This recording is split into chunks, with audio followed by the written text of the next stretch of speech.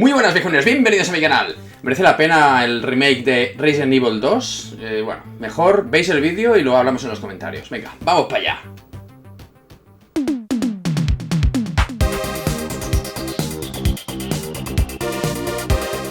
La saga Resident Evil forma parte de las pesadillas de la infancia de muchos de nosotros. El juego que nos ocupa hoy es un remake de la segunda entrega, la cual ya tiene 21 añitos, que se dice pronto. Se trata de una saga de videojuegos que sentó las bases del género survival horror, conjuntamente con mi queridísimo Alone in the Dark. Cuando pienso en Resident Evil 2, varias sensaciones me vienen a la cabeza. Miedo, angustia, sustos de infarto... Este tipo de cosas son las que busco en un juego. No que me asusten, sino que me transmita emociones. De Resident Evil 2 recuerdo muy bien a sus zombies, recuerdo la primera vez que vi la cinemática del Licker, también el estrés de tener que decidir qué llevar en nuestro limitado inventario y, cómo no, lo entretenido de la resolución de puzzles. En fin, todos y cada uno de estos detalles consiguieron armar una experiencia única que nos caló hondo a muchos. Capcom consiguió una ambientación y una atmósfera que dejó un sello imborrable en cualquier gamer viejuno que se precie con este título. La verdad es que parece una osadía atreverse a hacer un remake de Resident Evil 2 en los tiempos que corren, sobre todo teniendo en cuenta la legión de fans viejunos que tiene la saga. Es toda una responsabilidad que han asumido la gente de Capcom, y la pregunta es, ¿han conseguido hacer un buen remake? Bueno, juzgad por vosotros mismos con lo que os voy a enseñar. Para empezar, que quede claro, es un remake, no es un remaster, es decir, no estamos ante el mismo juego del año 98, pero con gráficos mejorados. Se trata de un remake, por tanto es un juego hecho de cero, inspirado totalmente en Resident Evil 2, respetando bastante el argumento y el diseño de pantallas del juego, pero con algunos detalles cambiados. Para empezar, hay una gran diferencia técnica entre el original y este remake. Obviamente han pasado 20 años y eso pues se nota bastante. Para desarrollar este juego ha sido utilizado el motor gráfico de Resident Evil 7. Obviamente no tiene nada que ver con el motor original del juego, el cual, aunque tenía cierto aspecto 3D, tenía sus limitaciones. Sobre todo porque los escenarios eran pre-renderizados, 2D, eran estáticos, y únicamente los personajes y algunos detalles del escenario eran 3D. La verdad es que se ve una mejora sustancial, por supuesto, sobre todo a nivel de la cámara. La visión de la cámara esta vez la tenemos en el hombro del personaje. Eso nos da una visión totalmente diferente a todos los niveles del juego. Yo creo que es el cambio más grande que tiene este juego con respecto al original.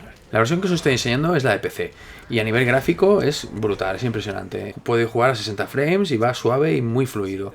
Para que os hagáis una idea del PC que tengo, es un AMD Ryzen 2700X, con 16 GB de RAM, un disco duro M2 y una gráfica que no es de la generación actual, es una GeForce GTX 970. Como veis, va perfecto, me tira genial. La calidad de las texturas es increíble.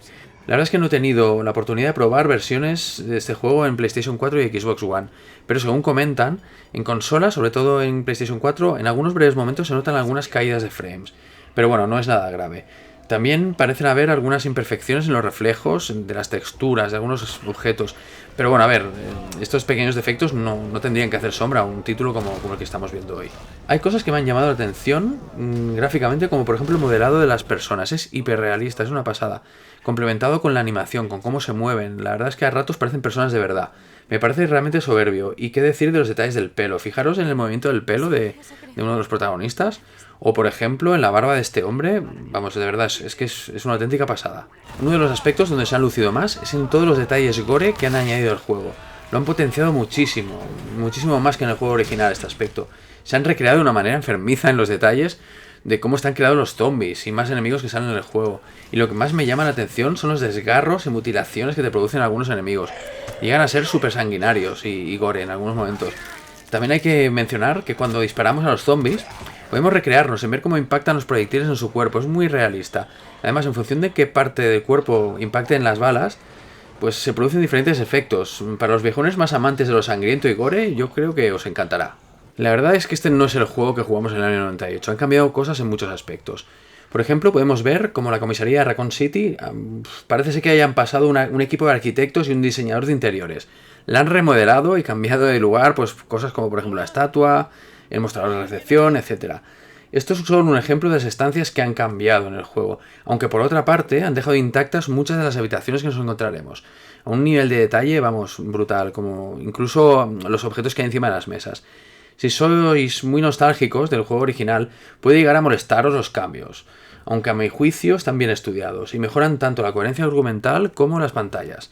Yo creo que todos estos cambios o mejoras se han hecho para mejorar la experiencia jugable de este remake y adaptarlo un poco a la jugabilidad de las generaciones actuales. Un ejemplo son la ausencia de las típicas pantallas de carga que tenía el original cuando abríamos puertas o por ejemplo cuando usábamos escaleras. También han modificado las cinemáticas que tenía el original. En este remake aparecen, pero no se hacen tan largas, y algunas de ellas han sido cambiadas, han sido modificadas a nivel argumental.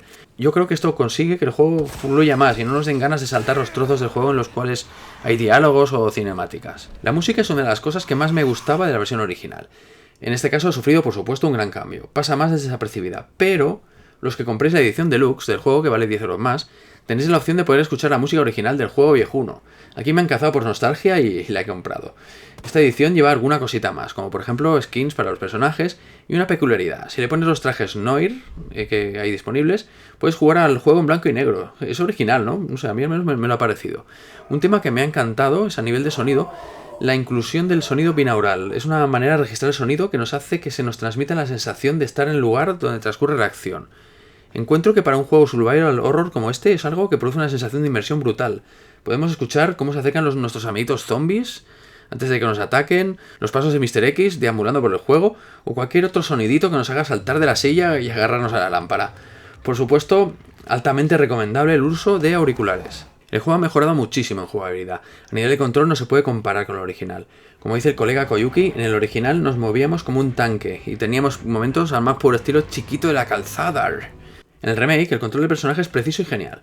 Y si sumamos a esta mejora la ausencia de pantallas de carga de las puertas o cuando pasábamos por escaleras, y los cambios en la estructura de las pantallas, pues la verdad es que todo esto hace que el juego se juegue infinitamente más cómodo que la versión viejuna. Y hablando de momentos viejunos, acordaos que uno de los míticos momentos del juego era cuando guardábamos la partida gracias a las cintas en las máquinas de escribir.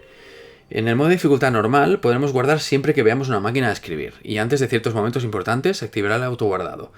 Eso sí, si ponemos un modo de dificultad un poco más hardcore, solo podremos guardar cuando tengamos las cintas, tal y como sucedía antaño. ¿Qué preferís vosotros? Yo prefiero, la verdad, guardar siempre que se pueda. ¿Y qué han hecho con este remake a nivel de dificultad? Bueno, la verdad es que tendremos más ayudas que no teníamos antes. El mapa nos indicará, por ejemplo, las habitaciones por las cuales hemos pasado y ya hemos completado todas las tareas a realizar en ellas. También nos indicará dónde hemos dejado objetos abandonados que no habíamos podido coger por falta de espacio en el inventario. Yo creo que nos dan una de cal y otra de arena. Nos dan más ayudas, en algunos sentidos, pero por el contrario, nos aparecerán más enemigos y tenemos menos balas que antaño. Menos mal que nos podemos apoyar en el uso de un arma secundaria, que serán o bien cuchillos o granadas. Esto nos ayudará en el caso de que los zombies nos intenten hacer el abrazo del oso. Una cosa que no han cambiado es el hecho de que podemos jugarlo con dos personajes, con Leon y con Claire. Y además, uno de los cambios interesantes es que a ratos se torna muy oscuro el juego y con poca iluminación.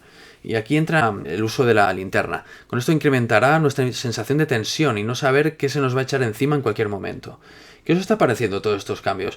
Dejadme en los comentarios lo que opináis. Estoy seguro que se generará debate entre los fieles al original y los que les ha gustado mucho estas mejoras. ¿Merece la pena Resident Evil 2 Remake? La respuesta es Sear, torpedos. Es un juegazo que os hará que saltéis de la silla de los sustos que pega. Gráficos impresionantes, no apto para corazones sensibles, por lo gore que es a ratos, y yo creo que atraerá a la saga a personas que no conocen los clásicos y gustará a la mayoría de fans de la saga viejuna. Eso sí, los fans muy fans igual no se sienten cómodos con los cambios que han habido, a nivel de pantallas y de argumento. Pero bueno, para gustos colores. Nos vemos en el próximo vídeo. ¡Hasta luego, Lucas!